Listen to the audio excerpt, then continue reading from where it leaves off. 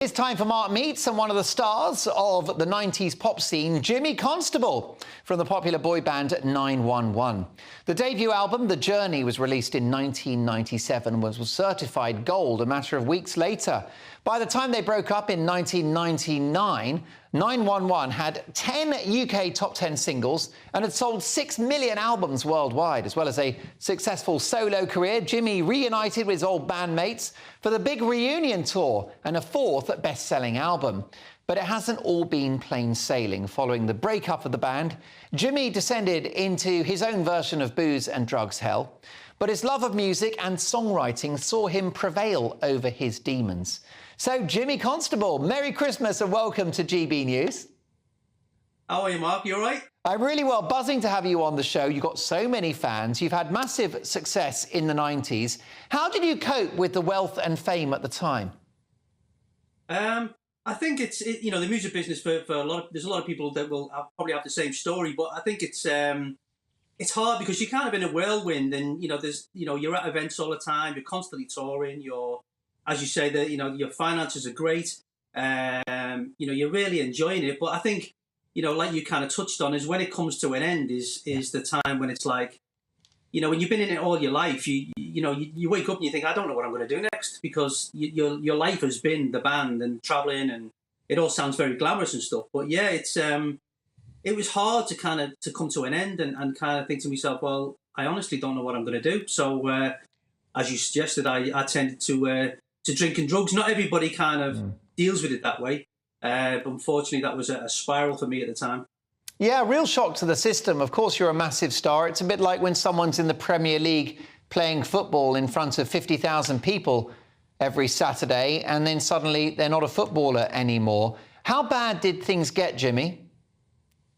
Yeah, the weird thing was we used to have what they called a job sheet that would be posted through, not job sheet, like a day sheet where we posted through your hotel door in the morning. Go, right, you're doing a Smash Hits magazine photo shoot. You're flying to France to do their version of Top of the Pops. You're coming back. You're doing Top of the Pops over here, flying off somewhere else, or you're touring to Asia. So it was an amazing experience. But yeah, I think when it came to an end, I kind of found like not only not knowing what to do with myself, but also I didn't really know how to numb the pain, which I kind of like turned to alcohol. And I'd kind of spent, especially the first year after the split, God knows how much alcohol I consumed, but I kind of got to the point where alcohol wasn't kind of numbing it anymore.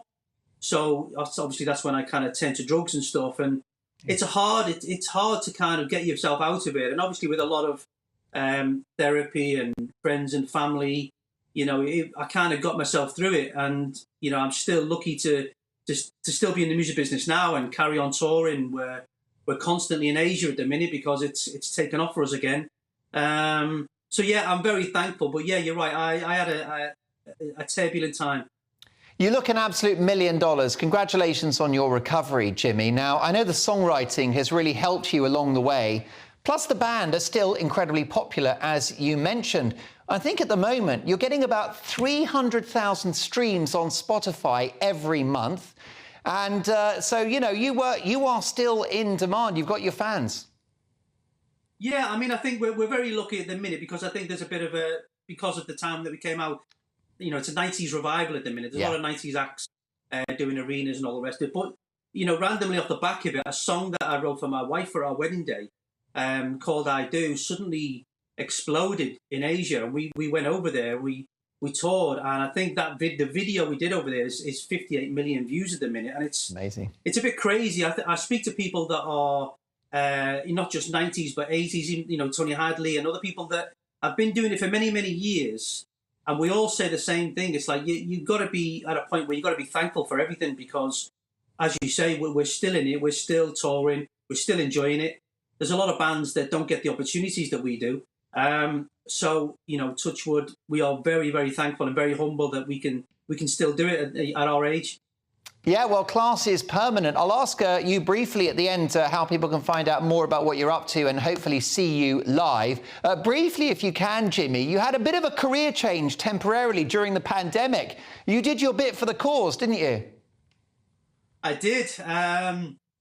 basically what happened was that a guy called Tony Morrison, who was our tour manager for about 10 years, owns a company called Fast Ambulance based in Bath.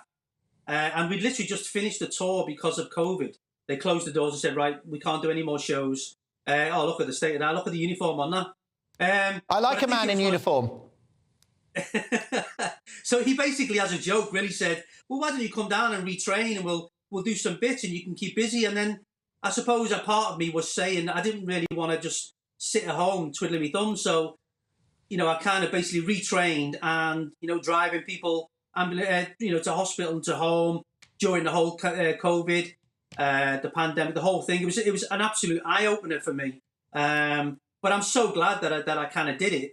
And to this day, to be honest, I still do bits and pieces, not on the ambulance side, that side of it, but some training for some of Tony's staff, because obviously, I live up near Cambridge, and because he has an office up here, occasionally I'll go and help out for him. But I've got to admit, it was an amazing experience. And we all know what's happened during the pandemic and what's after it, and all the stories that are now coming out. And obviously, I saw it firsthand, delivering, old dears to homes and stuff. And it was a crazy, crazy time for everybody. Yeah, it was enjoyable. Well, listen, you're a hero during the pandemic, a hero of pop music. I've only got a couple of seconds. How can our viewers and listeners find out about where they can see you here in Britain? We've got all the usual, social medias, 911 Official. A lot of the 90s arenas are coming up. So, all the social... 911, you're a star. Jimmy Constable will catch up soon. I'll be